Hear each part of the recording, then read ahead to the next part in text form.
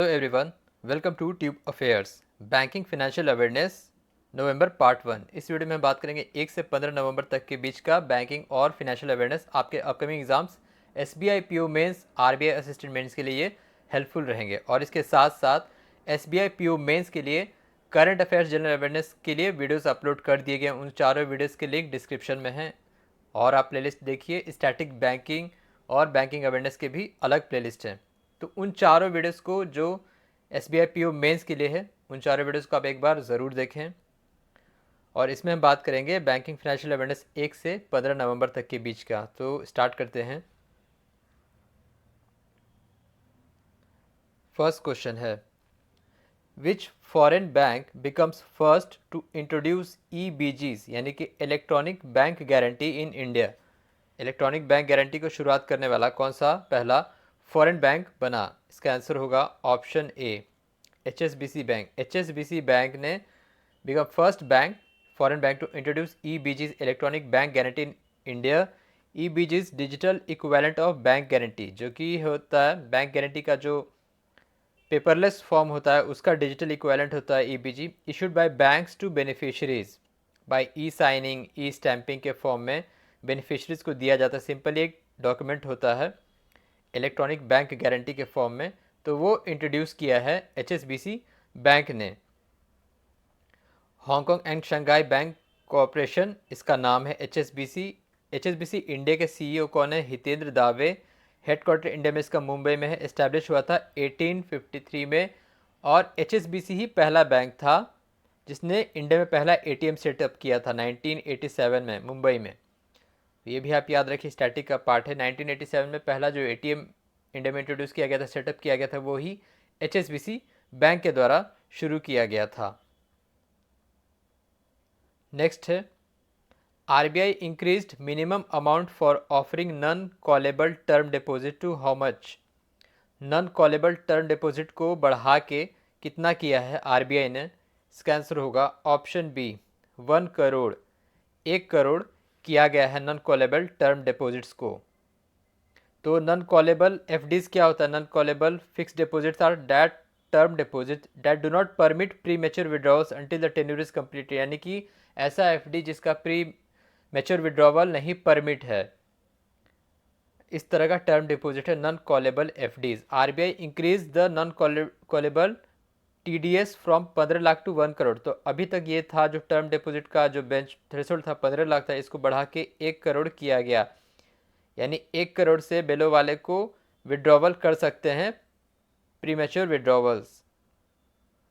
और related news है, RBI से रिलेटेड न्यूज़ है। RBI issued norms for payment aggregator cross border PACB that all non banks that provide PACB service must apply for authorisation by April 30, 2024। April 30, 2024 तक authorisation के लिए apply कर दे जो non banks हैं जो provide करते हैं क्रॉस बॉर्डर पेमेंट एग्रीगेटर का सर्विस।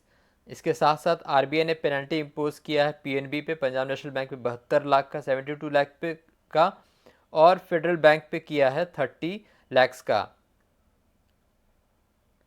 नेक्स्ट है, which state leads in most number of mutual funds investment in India in physical year 23-24 quarter 2, यानी कि जुलाई से सितंबर लास्ट तक। As per association of mutual funds of India के data के अकॉर्डिंग, AMFI डेटा के अकॉर्डिंग कौन सा राज्य शीर्ष पर है जिसमें सबसे ज़्यादा म्यूचुअल फंड्स में इन्वेस्टमेंट हुआ? Most number by volume and amount. इसका आंसर होगा option C, Maharashtra.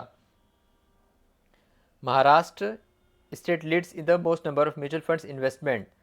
Maharashtra leads in the quarter 2 of physical year 24 mutual fund investment equity assets of 7.47 lakh crore, इतना का हुआ। फॉलोड बाय गुजरात, गुजरात में हुआ 2.21 लाख करोड़ का। कर्नाटका थर्ड रैंक पे है 1.99 lakh crore. Delhi ranked 4 and Uttar Pradesh ranked 5। इसके साथ साथ SIP सिस्टमैटिक इन्वेस्टमेंट प्लान में SIP इन्फ्लोज में गुजरात टॉप पर रहा। SIP इन्फ्लोज में गुजरात टॉप पर रहा। अगर आप बात करें AMFI association of mutual funds of India, तो इसके नए CEO बने हैं Venkat Chalasani. Venkat Chalasani appointed as a new CEO of AMFI। और वर्तमान में टोटल 45 AMC हैं, असेट मैनेजमेंट कंपनी है जो कि सेबी के साथ रजिस्टर्ड हैं। ये भी आपको याद रखना है कि वर्तमान में टोटल 45 एएमसी हैं, एसेट मैनेजमेंट कंपनी हैं, जो सेबी के साथ रजिस्टर्ड हैं। नेक्स्ट है, as per RBI's end finance report 2023, transaction value grew at CAGR compound annual growth rate from physical year 18 to 23, वित्त वर्ष 18 से वित्त वर्ष 23 तक कितना एनुअली ग्रो किया ट्रांजैक्शन वैल्यू, ये आरबीआई ने जारी किया है इंड फिनेंस रिपोर्ट। इसका आंसर होगा, पहले बता दूं, ऑप्शन डी 163%, 163%। इतना जो है ट्रांजैक्शन वैल्यू में बढ़ोतरी हुई है इस 5 सालों में, 163%। तो आरबीआई ने जारी किया ये रिपोर्ट जिसका नाम है इंडियस फिनेंस रिपोर्ट। इसके अकॉर्डिंग आरबीआई ने मेन ये कहा कि फिनटेक सेक्टर में बढ़ोतरी हुई, जो ट्रेडिशनल बैंकिंग है उसको सरपास करेगा फिनटेक और डिजिटल बैंकिंग। इससे ये भी कहा गया कि ट्रांजैक्शन का जो वॉल्यूम है इसमें बढ़ोतरी हुआ है 56% का, 56% बढ़ोतरी है ट्रांजैक्शन वॉल्यूम में फिजिकल ईयर 18 से 23 तक में। यूपीआई में बढ़ोतरी है, UPI contribute to digital transaction grew from 4% to 52% by volume. इतना बढ़ा है यूपीआई में 4% से 52% तक। 10% increase in per capita UPI transaction. तो पर कैपिटा की बात हो रही है, पर कैपिटा में 10% की बढ़ोतरी हुई है यूपीआई ट्रांजैक्शन को लेकर। आरबीआई के गवर्नर है शक्तिकांत दास। नेक्स्ट है, सेबी यानी कि security and exchange board of India introduced new format for scheme information documents for AMC asset management company will be effective from 1 अप्रैल 2024, 1 अप्रैल 2024 से इसको लागू किया जाएगा। Next, which SFB small finance bank partner with ixigo launched को branded travel credit card. को branded travel credit card जारी किया ixigo से, एयू स्मॉल फाइनेंस बैंक इसने जारी किया। नेक्स्ट है, Moody's rating for India's GDP global macro outlook के रिपोर्ट के अकॉर्डिंग ग्रोथ क्या प्रोजेक्ट किया है मूडीज ने, 6.7%, 6.7% का ग्रोथ प्रेडिक्ट किया है।